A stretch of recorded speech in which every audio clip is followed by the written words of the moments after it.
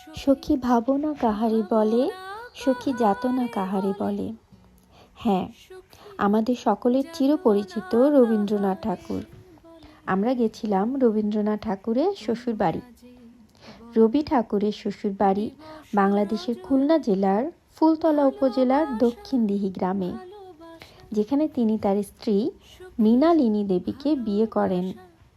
বর্তমানে এটি দক্ষিণ দিহি রবীন্দ্র কমপ্লেক্স নামে পরিচিত।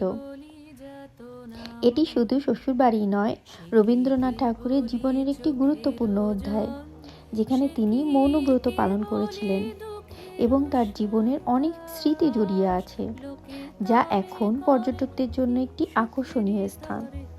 আর এই যে আমার কন্যা তার বাবার কোলে ঘুরে ঘুরে সবকিছু দেখছে। আজ এই পর্যন্ত, সবাই ভালো থাকবেন, টাটা।